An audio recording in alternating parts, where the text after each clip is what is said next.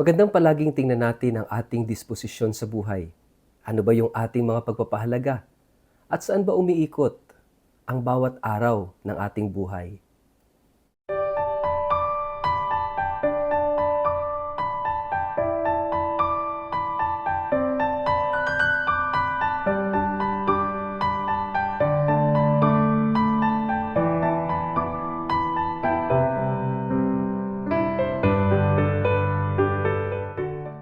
Ang mabuting balita ng Panginoon ayon kay San Lucas.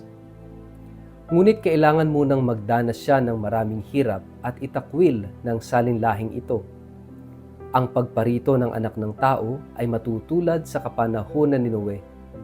Ang mga tao nooy nagsisikain, nagsisiinom at nagsisipag-asawa hanggang sa araw na sumakay si Noe sa barko.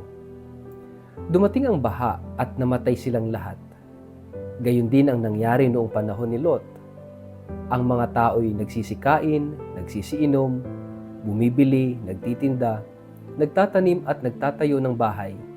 Ngunit nang araw na umalis si Lot sa Sodoma, umulan ng apoy at asupre at natupok silang lahat. Ganoon din ang mangyayari sa pagdating ng anak ng tao.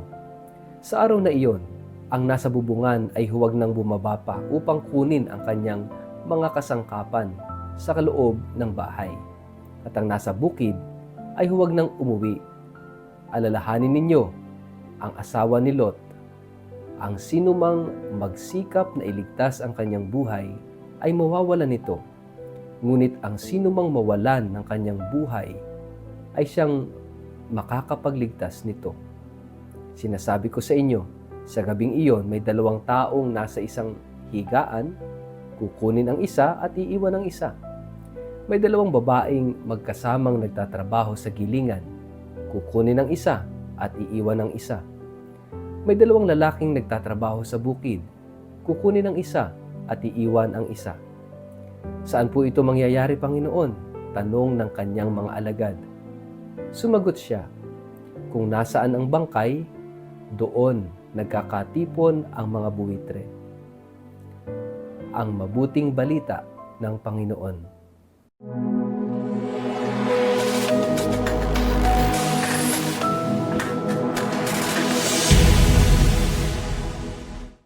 Mapagpalang araw po sa inyong lahat. Kumusta po kayo? Ang atin pong word of the day ay disposition. Bago po tayo magpalalim sa ating reflection ngayong araw na ito, kayo po ay muli kong inaanyayahan na huwag kakalimutan na mag-like, mag-follow at subscribe sa ating page na Word of the Day at Father Richard Lagos. Ganun din po, pakishare ang ating video ito sa inyong kapamilya, kamag-anak, kaibigan, mga kakilala sa social media para po sama-sama tayo sa pagiging media evangelizers at online missionaries na nagpapalaganap ng salita ng Diyos sa mundo ng social media.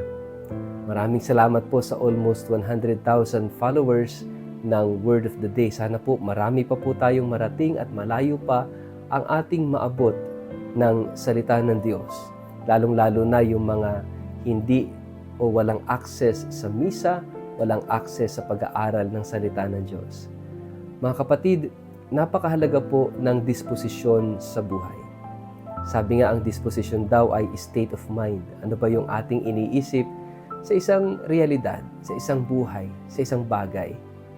Ano ba yung disposisyon ng ating puso sa buhay natin? Napakahalaga na makita natin yung disposisyon natin sa buhay dahil ito yung sinasabi sa ating gospel. Na sa panahon ni Noah, yung mga tao, they are disposed to do their daily tasks. Ano ba yung pang-araw-araw na buhay? Kumain, matulog, magsaya, mag-asawa, magtrabaho. Ito yung disposisyon ng mga tao everyday. Ganon din sa panahon ni Lot. Ganon yung pinagkakaabalahan ng mga tao. Kumain, uminom, magsaya, matulog, magtrabaho, mag-asawa. Nang biglang dumating ang unos sa panahon ni Noah, nang biglang umulan ng asupre at apoy sa panahon ni Lot, hindi sila handa. They were not disposed to the end. Kaya nga itong gospel natin today speaks very loudly na magandang tingnan natin yung ating mga disposisyon sa buhay. Are you disposed na darating sa katapusan ng lahat? That everything has an end. Lahat ng bagay sa buhay natin may katapusan. Maglalaho, mawawala. Kaya kung disposed tayo sa katotohanan ito, disposed tayo sa realidad na ito, magandang tingnan natin ano ba yung dapat natin gawin. But not only that, kung disposed tayo that there is eternal life, buhay na walang hanggan, then yung disposition natin sa buhay will affect our daily choices, our daily activities, our everyday values. Dahil disposed tayo that there is eternal life na hindi mauuwi sa kamatayan, hindi mauuwi sa wala ang aking mga pagsusumikap na magpakabuti, na magmahal, na maging totoo, na dumamay, tumulong, magmalasakit sa kapwa. Mga kapatid, napakahalaga ng disposition. And the gospel, the word of God, has the power to influence our dispositions in life. Kaya nga mahalaga po itong salita ng Diyos.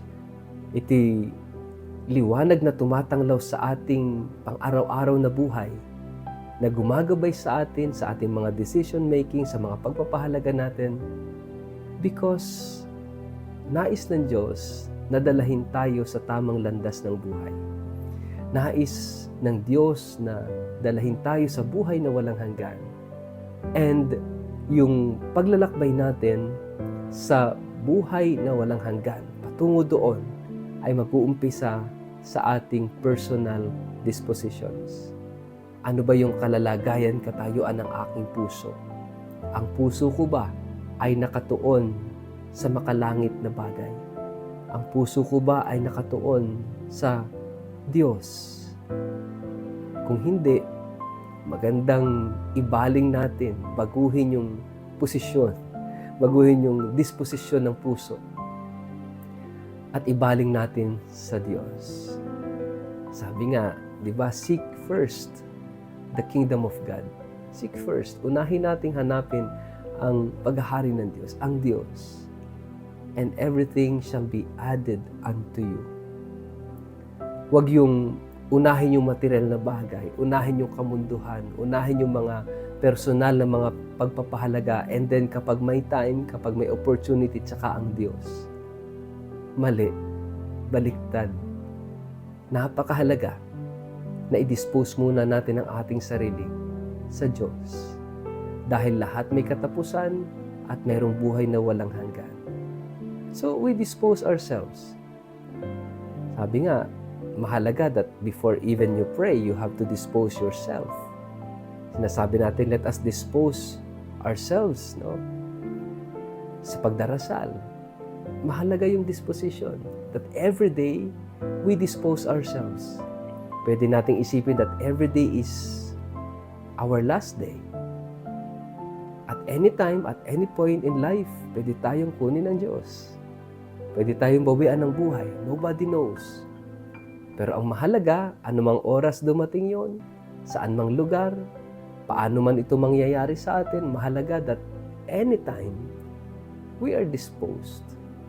We are ready. Handa tayo.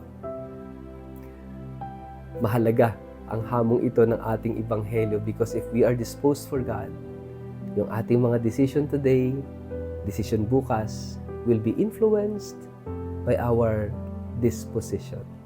Sana mga kapatid, ang ating puso at ang ating isip ay ituon natin sa Diyos. Ituon natin sa mga bagay na makalangit. Hindi lang limitado dito sa mundong ito. Sa ngalan ng Ama at ng Anak at ng Espiritu Santo. Amen. Ama naming Diyos na makapangyarihan, ibaling mo ang mga mali naming mga disposisyon sa buhay tungo sa disposisyon na aayon sa iyong kalooban. Nawa, mamuhay kami na marunong at marangal sa buhay na ito. Amen. Pagpalain po kayo at ingatan ng makapangyarihang Diyos, Ama at Anak at Espiritu Santo. Amen.